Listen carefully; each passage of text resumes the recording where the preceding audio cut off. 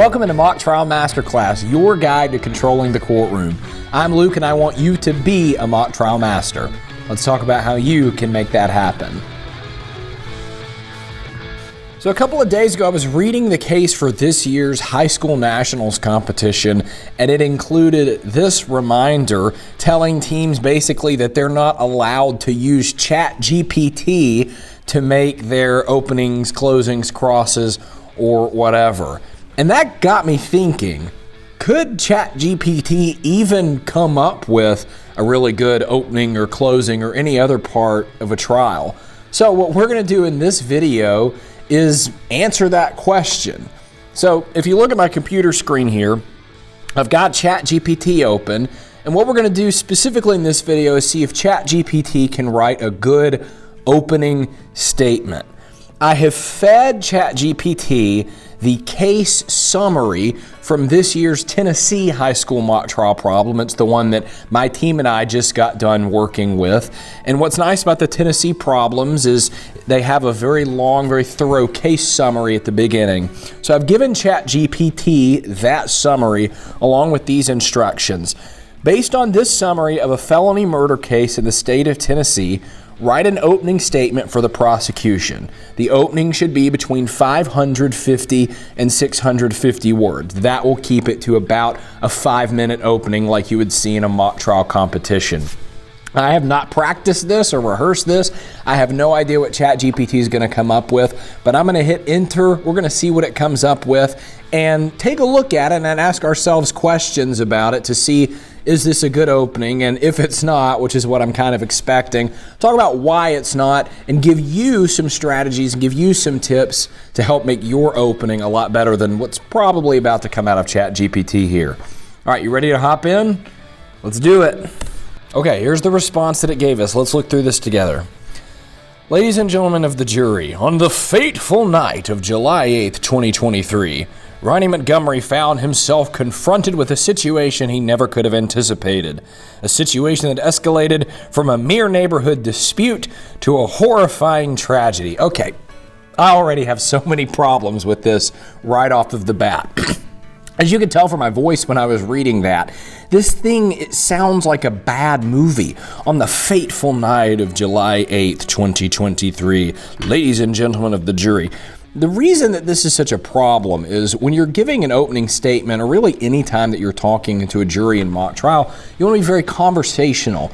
You want to use words that a human being would use in conversation. Now, we don't want to sound like a hillbilly. We don't want to sound uneducated, but we do want to sound accessible. We want to sound like a real person. And tell me, when was the last time in a conversation you unironically used the word fateful or any of this type of language, right? It's simply not good.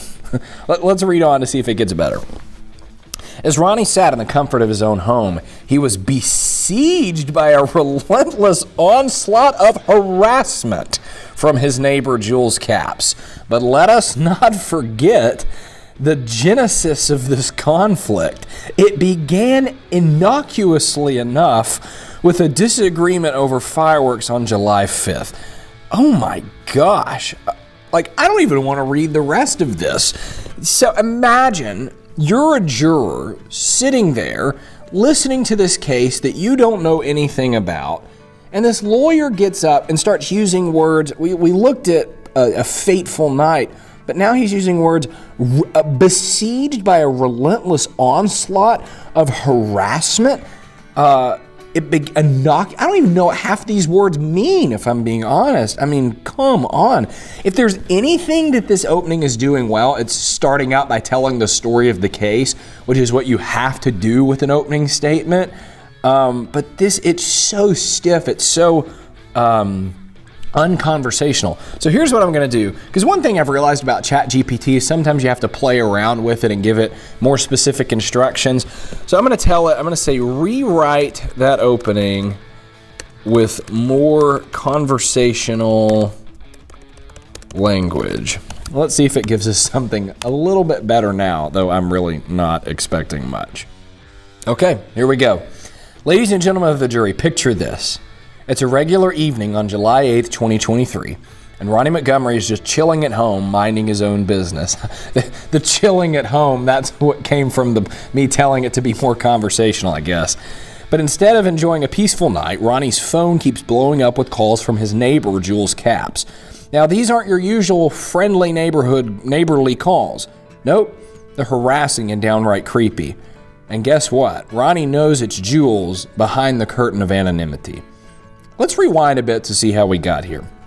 Ronnie and Jules, they've been neighbors for a while, right? But things took a nosedive after a little disagreement over some fireworks on July 5th.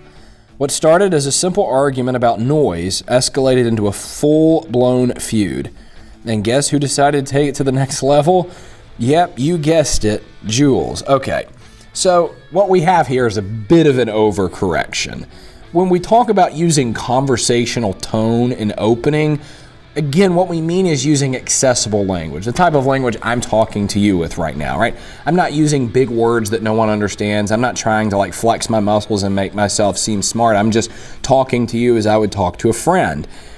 Well, the problem with this opening that ChatGPT has now spit out to us is that it has devolved into the realm of street language or like text talk, like text shorthand. That's kind of what we're getting here. I do like that the story is being told a little bit better than it was in the last one. It's a little clearer, but I don't love the fact that it's probably a little bit too informal. For example, if we go down here, and let's not forget about poor Jay Voorhees, who in our Tennessee case this year was someone who died in the case. He gets caught up in Jules' twisted game and it costs him his life. Jay's just a pawn in his revenge plot and an innocent victim of someone else's rage. Again, the language is kind of staying stiff there. Let's see how it ends. Throughout this trial, you're going to hear from witnesses who saw Jules' campaign of harassment firsthand. You'll see the evidence laid out plain as day, painting a clear picture of a neighbor gone rogue. The facts will speak for themselves, folks, and they'll reveal the truth behind the tragedy that unfolded on July 8th. Thank you for your attention. So,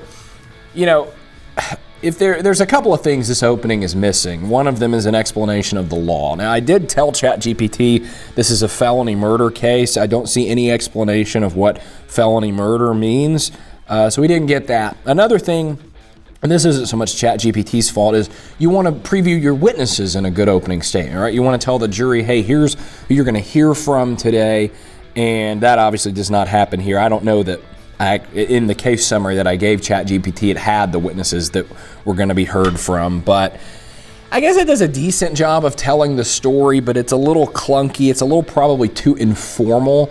Again, we want to be conversational. We don't want to be informal. I wonder what would happen if I told it to give us one for the defense.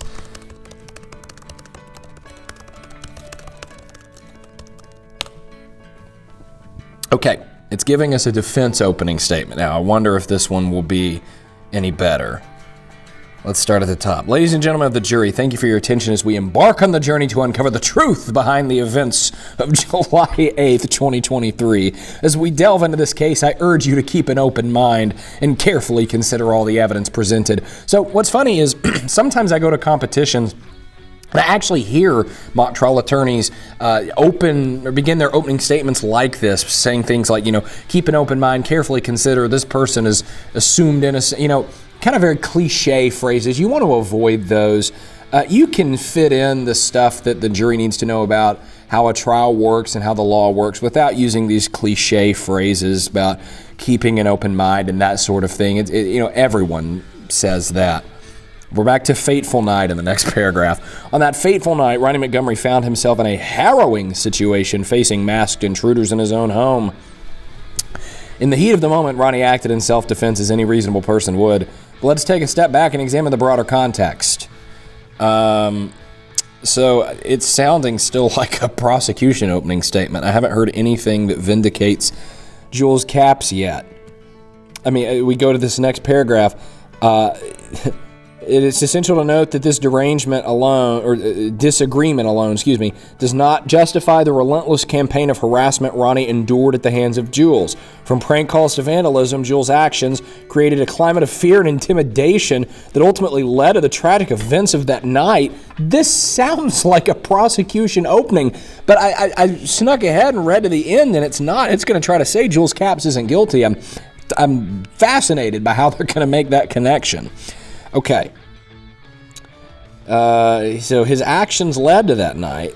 So it says, let's not overlook the role of Jay Voorhees. Jay, a troubled individual with a history of involvement in illicit activities, which is true based on our Tennessee case problem from this year, was not merely an innocent victim caught in the crossfire. Rather, he was an active participant in the events leading up to his untimely demise. His association with Jules and his involvement in the break-in cannot be ignored. As we explore the evidence in this case, it will become clear that Jules Capps is not the villain. Rather, he is a victim of circumstance caught up in a chain of events beyond his control. The defense will present compelling evidence and testimony to support this assertion, shedding light on the... I have not heard a single fact in this opening that makes me think Jules Capps did not do it.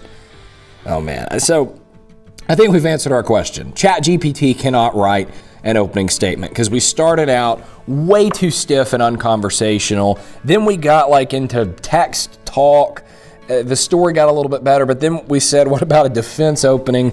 And we have a defense opening that does not have a single fact that plays in the hands of the defense. I actually probably think Jules Capps is even more guilty after reading this defense opening statement. So lots of problems here with ChatGPT. I urge you, please do not go into a competition having ChatGPT write your opening. Number one, it's cheating, and the Nationals thing that we looked at a minute ago laid that out. But also, you're just not going to get a good result. If you want a better result with your opening, write it yourself. And I've got a chapter in my book, Mock Trial Masterclass, all about writing great opening statements, the formula that you should actually be following if you want to write a killer opening statement. This is the exact formula I use when I'm writing opening statements with my team. It's the formula I teach when I coach teams all across the country, and it's going to work for you too, certainly a whole lot better than this nonsense.